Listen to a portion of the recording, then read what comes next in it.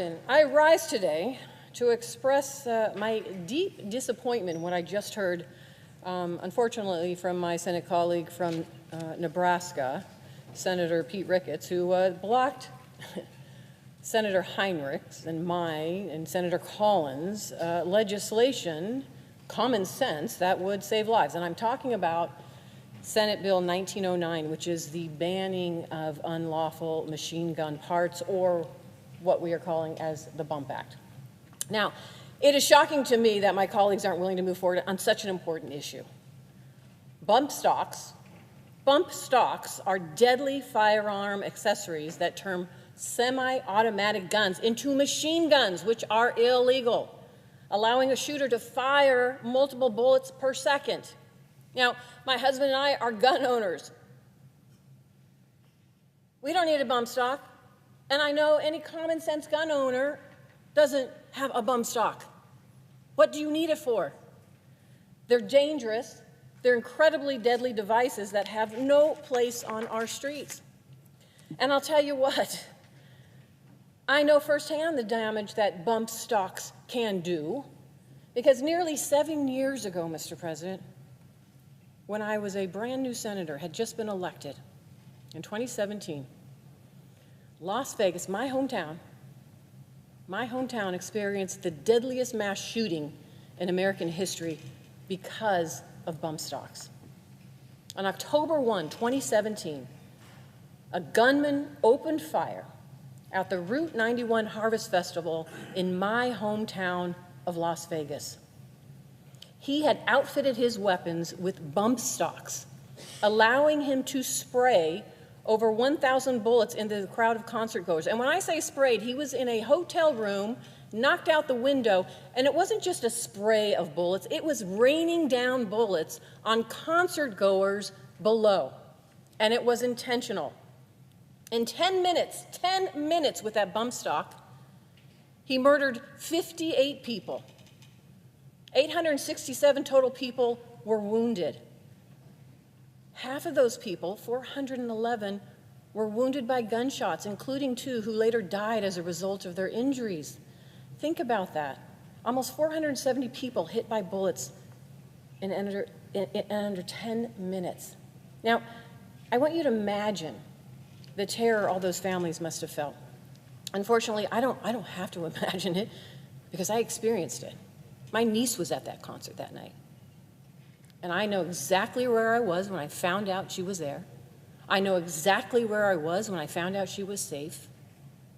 And later on that evening, I went to the Family Reunification Center and sat with those families who were waiting to hear from the coroner who was in the back room whether their loved one was in that back room.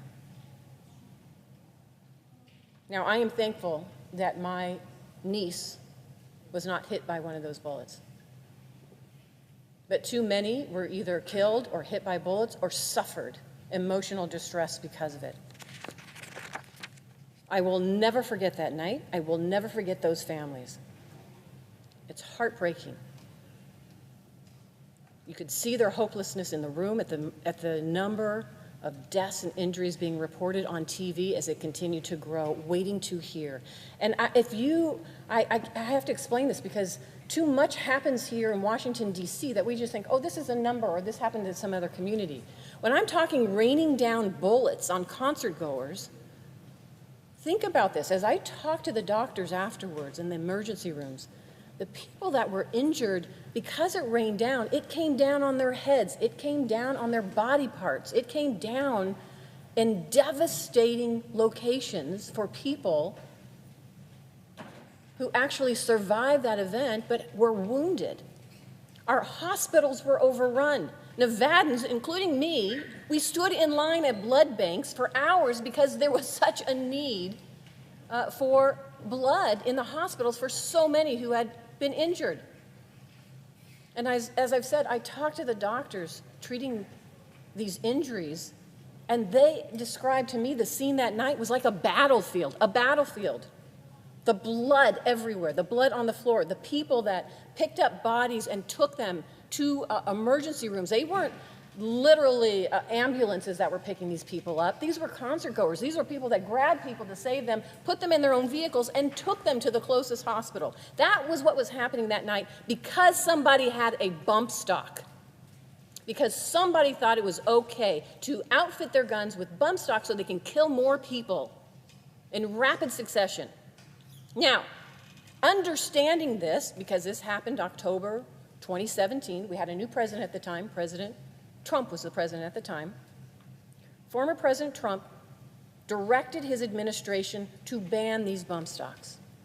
And I tell you, President Trump came out to Las Vegas at that time. He saw, he heard. He banned the devices because he said, and I quote, legal weapons into illegal machine guns. That's what these bump stocks do. They turn legal weapons into illegal machine guns. Now, I believe the Supreme Court was wrong to overturn the Trump administration bump stock ban. But now that it's been struck down, it's on Congress to pass legislation to keep our community safe from these deadly devices. Now, the reason why we went through ATF, and the Trump administration asked ATF, because that was the quickest way that we could do it administratively. The quickest way that we could take action and keep people safe. Now, in the most recent decision, Justice Samuel Alito said it himself in his concurring opinion in this case. He said it's within Congress's power to make this right.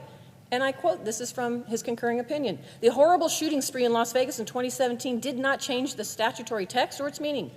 That event demonstrated that a semiotic rifle with a bump stock can have the same lethal effect as a machine gun. But an event that highlights the need to amend a law does not itself change the law's meaning. And Justice Alito went on to say there is a simple remedy for the disparate treatment of bump stocks and machine guns. Congress can amend the law, and perhaps would have done so if ATF had stuck with its earlier interpretation. Now that the situation is clear, Congress can act. So to my colleague from Nebraska, this is not a show vote. If you were here when I was here back then, we were trying to move as quickly as possible to get something done to save lives. First, administratively, we couldn't do it. According to the court now, I disagree with the court. This is a machine gun, but the court now has put it back really in our realm to do something about it. And I cannot imagine any one of my colleagues standing there saying they wouldn't want to do the right thing here to continue to save lives. I don't think they want to turn a blind eye to what happened in Las Vegas. I don't think they want to turn a blind eye to the 411 people who were shot at the Route 91 Harvest Festival, the 60 who were murdered by gunfire, and the thousands of families throughout our country whose lives have been tragically upended because of bump stocks. If we can't do something as Congress and come together in a bipartisan issue that not just Nevadans, but people in this country understand, then that is disappointing and irresponsible, and it's negligent. It's negligent. So to my Republican colleagues, if you want to do something about this, and you're not happy with the Bump Stock Act that Martin Heinrich just put forward, which I think addresses all of the issues, then let's figure out how we get this done, because it is our role now to do it. And we shouldn't stop working to right this wrong. I will tell you, I'm going to keep pushing this bill to keep our community safe. I am going to continue to work with anyone who wants to eradicate bump stocks in this country once and for all. And with that, Mr. President, I yield the floor.